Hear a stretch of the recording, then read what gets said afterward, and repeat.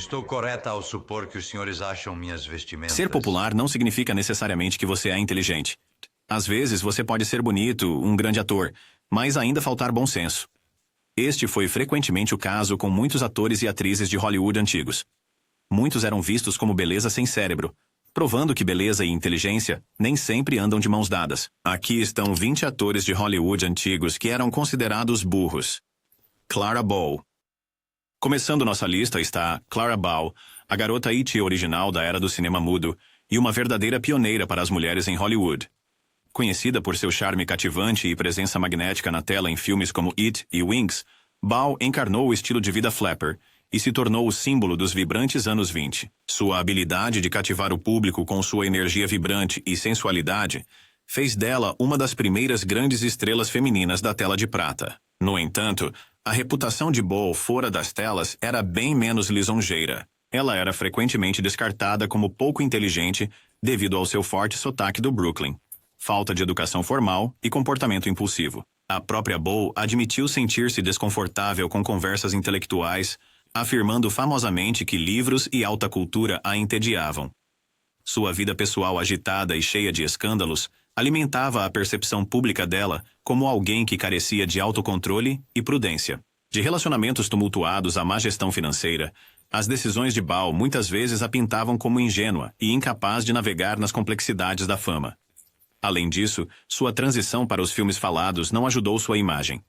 Os críticos observaram que sua voz distinta e a incapacidade de se adaptar às novas demandas do cinema sonoro a faziam parecer desatualizada em uma indústria em rápida evolução. Os executivos do estúdio reforçaram ainda mais sua imagem de tola, criando papéis que aproveitavam sua imagem despreocupada, deixando-lhe pouco espaço para provar o contrário. Enquanto seu carisma e talento natural a tornaram um nome conhecido, a falta de educação formal de Clara Bow, aliada ao seu estilo de vida impulsivo e dificuldades com a percepção pública, levaram muitos a considerá-la menos inclinada intelectualmente. Apesar disso, suas contribuições para Hollywood e seu magnetismo inegável permanecem icônicos, fazendo dela uma figura complexa na história do cinema. Victor Mature.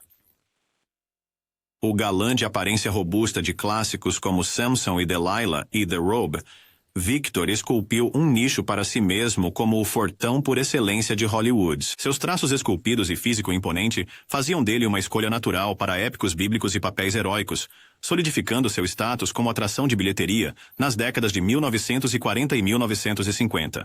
O público admirava sua presença de tela maior que a vida e a fisicalidade que se tornou sua marca registrada. No entanto, a carreira de Mature era frequentemente ofuscada por uma persistente reputação de ser mais força física do que inteligência. Críticos e pessoas da indústria frequentemente o descartavam como um rosto bonito com pouco talento para atuar, e sua atitude relaxada em relação à sua profissão só adicionava lenha à fogueira. Mature famosamente afirmou: "Não sou ator, e tenho 64 filmes para provar isso." Um comentário autodepreciativo que reforçou a percepção de que ele não levava seu trabalho a sério. Sua recusa em se conformar com as expectativas de Hollywood de um protagonista intelectual também não ajudou. Mature parecia mais interessado em desfrutar das vantagens da fama, carros rápidos, festas luxuosas e um estilo de vida cosmopolita. Muitos viam isso como evidência de uma falta de ambição ou profundidade, especialmente quando comparado a contemporâneos que buscavam papéis desafiadores ou tentavam inovar em suas carreiras. Apesar do seu sucesso comercial, Mature foi frequentemente negligenciado para oportunidades de atuação séria, e nunca se livrou do rótulo de ser visto como tolo aos olhos de muitos. Ainda assim, sua capacidade de abraçar o estereótipo e capitalizar seu carisma natural garantiu seu lugar duradouro na história de Hollywood, mesmo que seu legado intelectual fosse questionado. Lupe Vélez. Carinhosamente apelidada de A Fúria Mexicana por sua personalidade vivaz e charme ardente na tela, Vélez alcançou a fama em filmes como O Gaúcho e A Fúria Mexicana, onde sua energia e tempo cômico a tornaram uma estrela adorada. Sua postura ousada e sem remorsos a diferenciou em Hollywood, e seu apelo exótico conquistou um público fiel. No entanto, as travessuras de Vélez fora das telas frequentemente ofuscavam seu talento. Conhecida por seus acessos dramáticos, relacionamentos turbulentos e decisões impulsivas, ela ganhou a reputação de alguém que agia antes de pensar. Sua vida amorosa tumultuada, que incluía romances de alto perfil e disputas públicas, Pintou um retrato de uma mulher governada por suas emoções ao invés da lógica.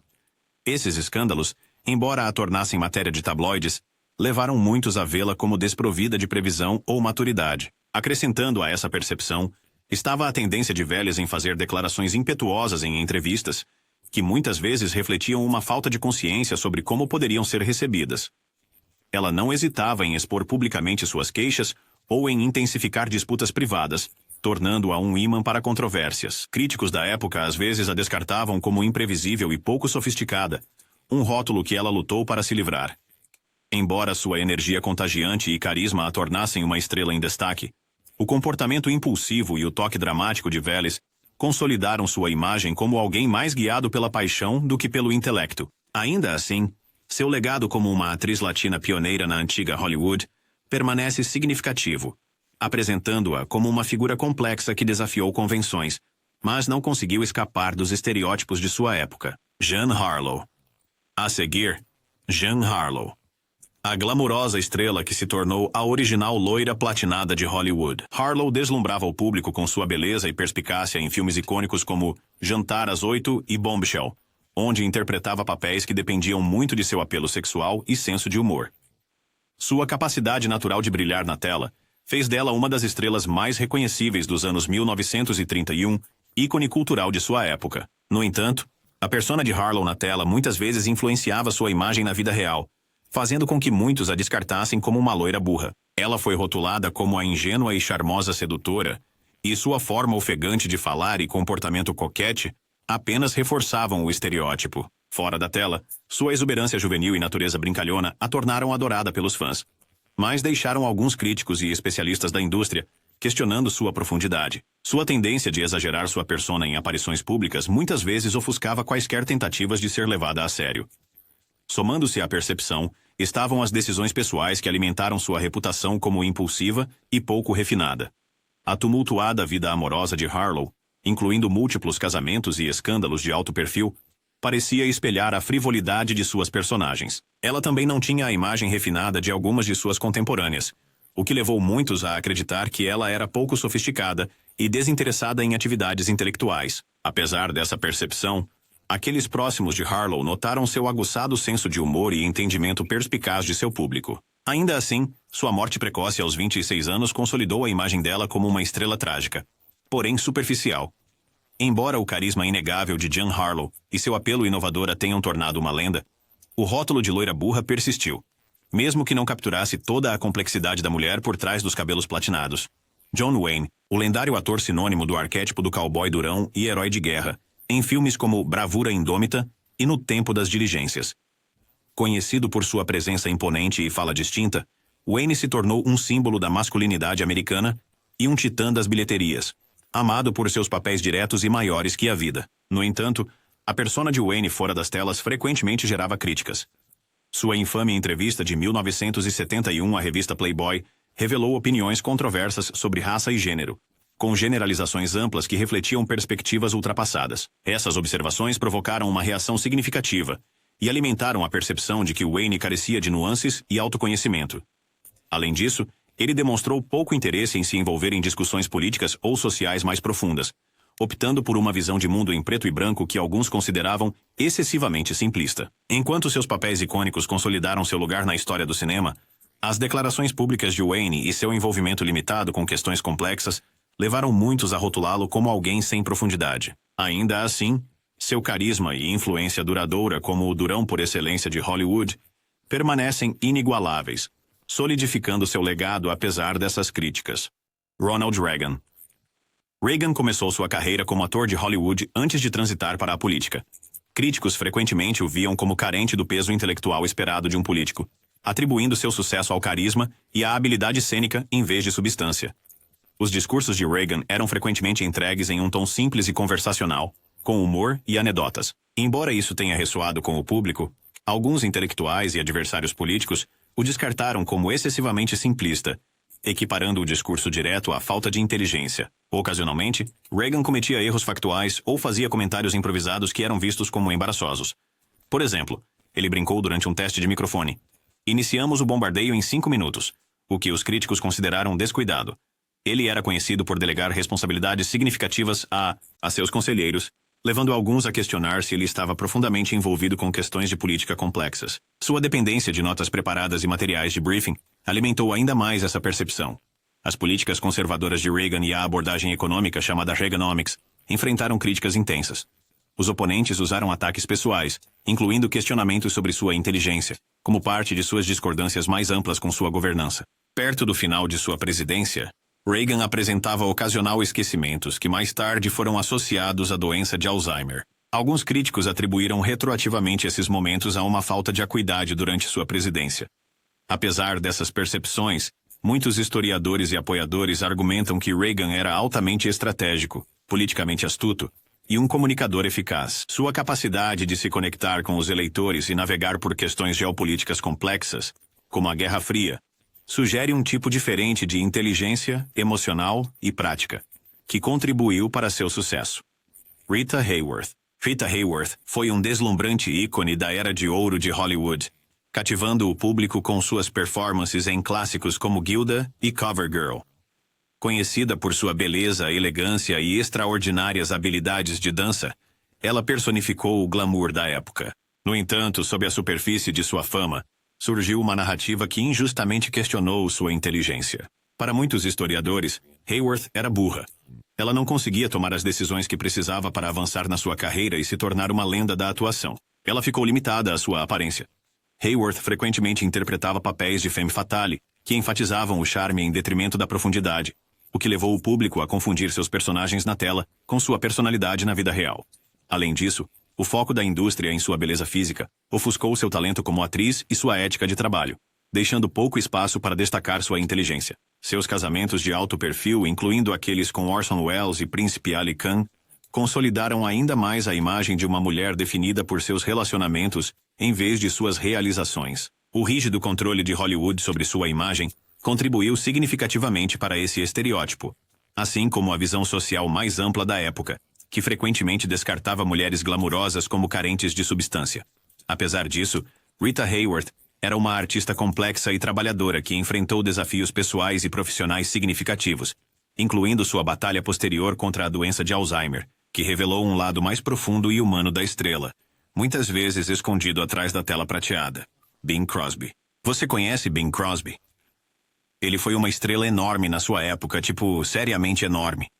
Pense nele como o Michael Bublé do seu tempo, mas ainda maior. Ele tinha uma voz incrível, super suave e relaxante. Quando ele cantava, era como manteiga. Sabe o que quero dizer? Naquela época, a maioria dos cantores basicamente gritava para ser ouvida, mas o Bing, ele inventou uma nova maneira de cantar chamada crooning. Era suave e íntimo, como se ele estivesse cantando só para você. Ele conseguia fazer isso por causa do microfone, nova tecnologia na época. Bem inteligente, não é? Ele também esteve em muitos filmes. Já ouviu falar de White Christmas? Era ele. A música era tão popular que ainda está quebrando recordes hoje. E ele ganhou um Oscar por interpretar um padre muito legal em um filme chamado O Bom Pastor. Papel perfeito para ele porque ele sempre parecia ser um cara super tranquilo e despreocupado. Mas tem uma coisa.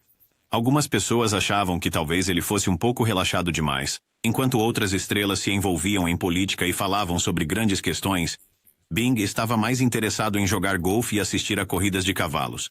Não há nada de errado nisso, mas sabe como algumas pessoas podem ser meio superficiais? Isso foi o que os críticos diziam sobre ele. Nos bastidores, no entanto, ele era realmente esperto com coisas de negócios. Ele investiu em novas tecnologias de gravação e fez alguns movimentos financeiros realmente inteligentes, mas nunca mostrou esse lado ao público. Ele manteve sua imagem de cara simples e legal.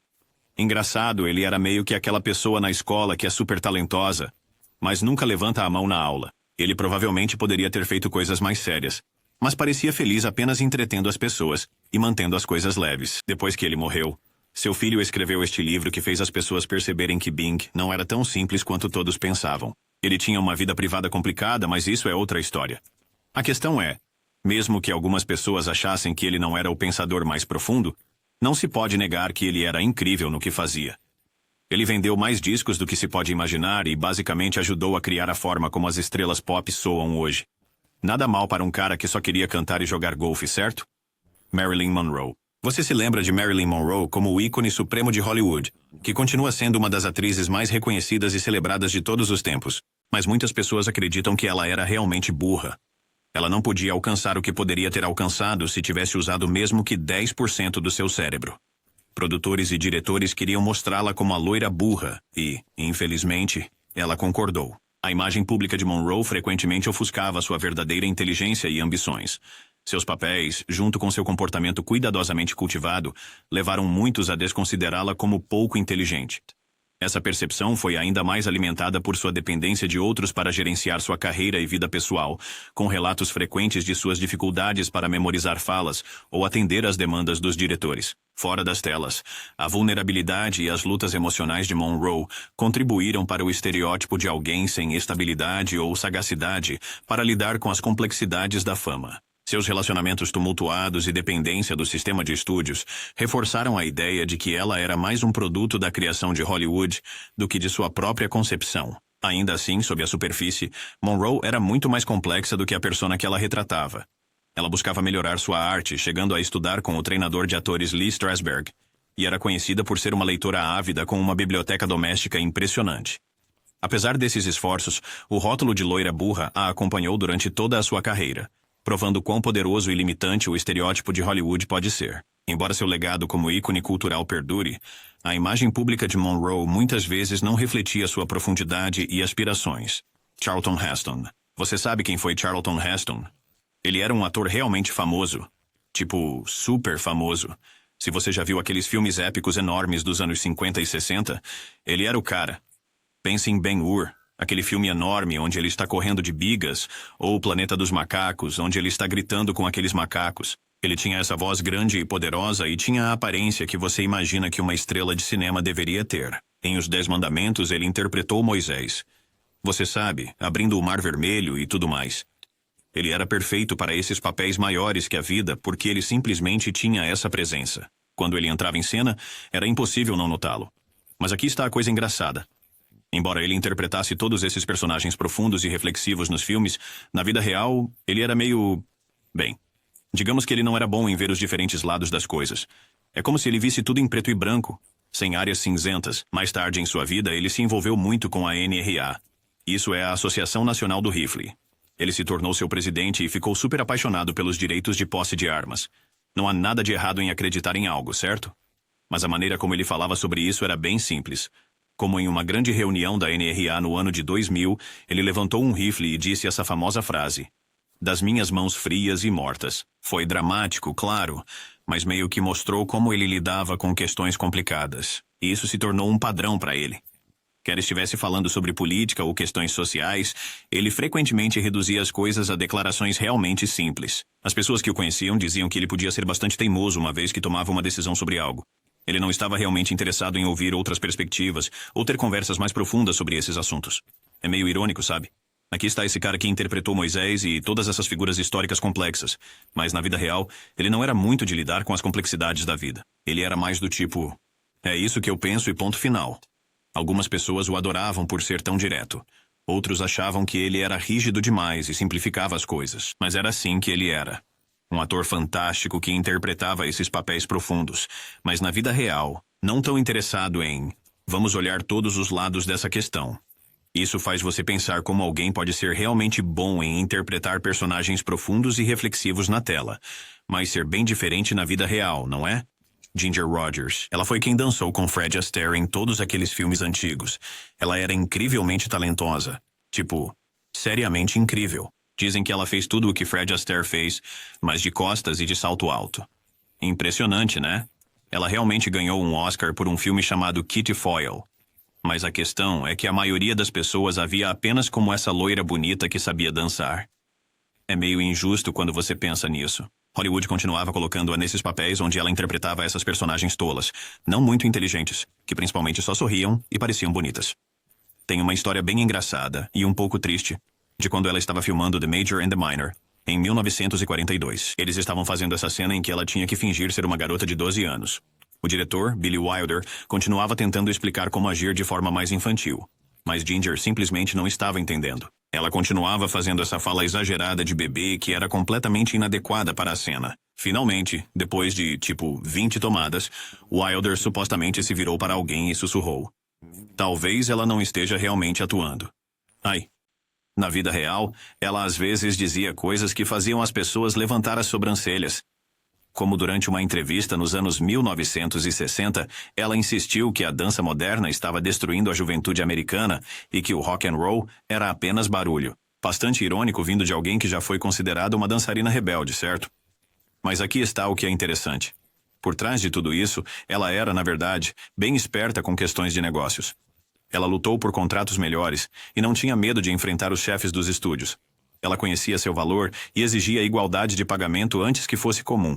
Mas, de alguma forma, as pessoas ainda a viam apenas como essa garota bonita que dançava. Nos seus filmes com Fred Astaire, ela geralmente interpretava esses personagens que eram meio desatentos, como em Top Hat, um ótimo filme. Mas, nossa, a personagem dela não era a mais esperta do grupo. Há todo um enredo onde ela acha que o personagem de Fred é outra pessoa completamente diferente e ela leva uma eternidade para perceber, mesmo sendo super óbvio para todos que estão assistindo. O engraçado é que, enquanto ela interpretava todas essas personagens não tão inteligentes na tela, ela na verdade era muito boa em gerenciar sua carreira. Mas não é disso que as pessoas se lembram. Elas só pensam nela como a parceira de dança bonita de Fred Astaire que seguia sua liderança. É meio triste quando você pensa sobre isso. Aqui estava essa mulher talentosa o suficiente para ganhar um Oscar, inteligente o suficiente para negociar seus próprios contratos. Mas a maioria das pessoas apenas a via como essa loira glamurosa que podia dançar muito bem. Mostra como Hollywood realmente podia rotular as pessoas, não é? Jayne Mansfield. Jayne Mansfield foi uma grande estrela nos anos 1950, e quando digo grande, quero dizer que ela era como a Kim Kardashian da sua época. Todo mundo a conhecia, mas não exatamente por sua inteligência, se é que você me entende. Na verdade, ela não era burra. Ela falava 5 idiomas e tinha um QI super alto, mas ninguém ligava para isso porque, bem, deixe-me dizer porque as pessoas achavam que ela era burra. Ela totalmente encenava esse papel de loira burra de propósito. Era todo o seu número. Ela fazia essas acrobacias publicitárias que eram apenas selvagem. Como esta história famosa em que seu vestido caiu acidentalmente em uma piscina enquanto os fotógrafos estavam por perto. Depois, há este incidente realmente famoso. A coisa do Pink Palace. Ela pintou toda a sua mansão de rosa, colocou piscinas em forma de coração e tapetes felpudos rosa por toda parte. Ela até tinha um carro rosa e uma fonte que jorrava champanhe cor-de-rosa. As pessoas diziam, quem faz isso? Mas, novamente, ela sabia que isso chamaria a atenção. Ela dizia coisas em entrevistas que faziam as pessoas revirarem os olhos. Como uma vez que ela disse, eu gosto de ser uma pin-up. Não há nada de errado nisso. Embora isso fosse uma declaração bastante progressista para a época, as pessoas apenas consideravam como outro comentário bobo de uma loira explosiva. Ela agendava propositalmente falhas de vestuário acidentais durante festas onde sabia que haveria fotógrafos. Uma vez, em um festival de cinema, ela usou um vestido super decotado e inclinou-se bem em frente a Sophia Loren. A foto se tornou super famosa. Sophia está dando a ela um olhar de lado que diz tudo. E ela continuava competindo com Marilyn Monroe, tentando copiar tudo o que Marilyn fazia, mas exagerando em tudo. Quando Marilyn usava vestidos apertados, Jane usava ainda mais apertados. Quando Marilyn fazia uma sessão de fotos sexy, Jane fazia uma ainda mais sexy. Começou a parecer desesperado e as pessoas começaram a vê-la como uma imitadora não muito brilhante. Ela até tinha essa voz aguda e estridente que usava. Não era sua verdadeira voz. Ela ria e agia de forma toda tola em público, porque era isso que vendia revistas e conseguia publicidade para ela. Frank Sinatra.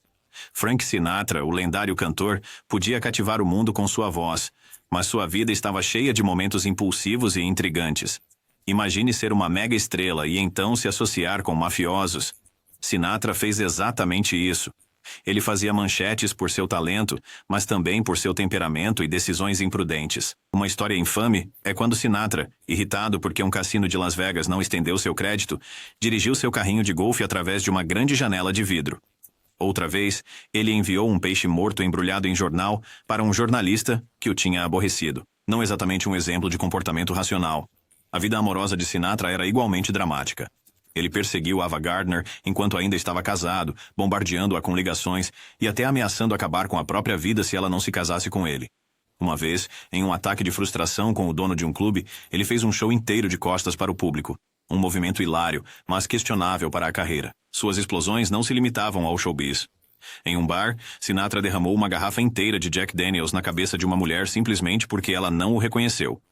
Ele era notório por socar repórteres, jogar telefones em gerentes de hotéis e transformar pequenas irritações em grandes batalhas. Enquanto Sinatra fez alguns movimentos inteligentes, como iniciar sua própria gravadora, esses foram ofuscados por sua lendária falta de calma. Ele lia algo negativo sobre si na imprensa e, em vez de ignorar, reagia publicamente, mostrando incapacidade de escolher suas batalhas. Apesar de seu talento incomparável, a impulsividade e temperamento de Sinatra frequentemente o tornavam seu próprio pior inimigo. Por toda a sua fama e fortuna, ele parecia não conseguir superar a mentalidade de garoto de rua de Hoboken, deixando um legado tanto de drama quanto de música. Joan Crawford. Joan Crawford, o epítome do glamour da velha Hollywood, chamou a atenção com suas atuações poderosas em filmes como Almas em Suplício, ganhando um Oscar. Sua determinação feroz e ética de trabalho incansável a tornaram uma pioneira, e ela afirmou famosamente: "Eu não sou uma coisa do passado, eu serei", encapsulando sua vontade de permanecer relevante em uma indústria competitiva. No entanto, a persona de Crawford fora das telas frequentemente a colocava em uma luz menos favorável. Conhecida por seu perfeccionismo e atenção obsessiva aos detalhes, ela exigia nada menos do que a excelência, às vezes de forma extrema. Suas disputas públicas com outros astros, particularmente sua infame rivalidade com Bette Davis, tornaram-se lendas de Hollywood, retratando-a como dramática e egocêntrica. As decisões pessoais de Crawford, como seus relacionamentos voláteis e dinâmicas familiares tensas, levaram alguns a questionar suas prioridades. O lançamento póstumo de Mommy Dearest por sua filha Christina manchou ainda mais seu legado. As memórias alegaram comportamento abusivo e errático, retratando Crawford como dominadora e emocionalmente instável. Essas revelações, embora contestadas, contribuíram para a percepção de que ela carecia de introspecção ou profundidade intelectual para equilibrar sua carreira e vida pessoal. Apesar de sua ambição incomparável e contribuições duradouras para o cinema, a personalidade maior que a vida de Joan Crawford e sua tumultuada vida pessoal frequentemente deixavam sua inteligência e tomada de decisões sujeitas a escrutínio. Bob Hope. Pense naquele tio nas reuniões de família que continua contando as mesmas piadas repetidamente. Esse era Bob Hope. Ele era super famoso, claro, mas talvez não fosse o mais esperto. Há uma história famosa de suas turnês do uso. Uma vez, durante a Guerra do Vietnã, foi especificamente instruído a não revelar o local por razões de segurança. O que ele faz? Sobe no palco e diz: "Olá, pessoal em Da Nang." Acabou de anunciar a localização para todos. Os militares ficaram furiosos. Falem sobre não perceber o clima. Ele tinha esse hábito de usar as mesmas piadas em todo lugar, apenas mudando algumas palavras. Como ele ia para cidades diferentes e simplesmente colocava o nome local. "É ótimo estar aqui. Acabei de chegar e, pessoal, estou com os braços cansados." Ele usou essa piada por literalmente décadas. Quando a televisão surgiu e as pessoas puderam de fato vê-lo usando o mesmo material em todo lugar, ficou meio constrangedor. Durante a década de 1970, quando a comédia estava se tornando mais sofisticada com caras como George Carlin e Richard Pryor, Hope continuava fazendo piadas realmente ultrapassadas e meio ofensivas. Por exemplo, ele fazia essas piadas simples de que minha esposa é gorda quando o mundo todo já havia avançado. Ele simplesmente não conseguia ou não queria entender por que essas piadas não faziam mais sucesso. Ele também tinha essa coisa estranha com seus roteiros. Ele os lia literalmente palavra por palavra, até mesmo a direção de cena às vezes. Há um incidente de um especial de TV onde ele realmente leu em voz alta: "Pausa para rir", porque estava escrito em seus cartões de apoio. Credo. Ele fazia piadas sobre o jogo de golfe dos presidentes ou as roupas das esposas deles. Enquanto outros comediantes falavam sobre o Vietnã ou os direitos civis, ele ainda fazia piadas rápidas sobre o sorriso de Jimmy Carter. Ele continuou se apresentando muito além do auge, lendo piadas de cartões de sugestão mesmo quando mal conseguia vê-los. No seu último especial de TV, em 1996, ele estava apenas lendo piadas aleatórias que nem faziam sentido juntas. As pessoas estavam constrangidas, mas ele simplesmente continuou.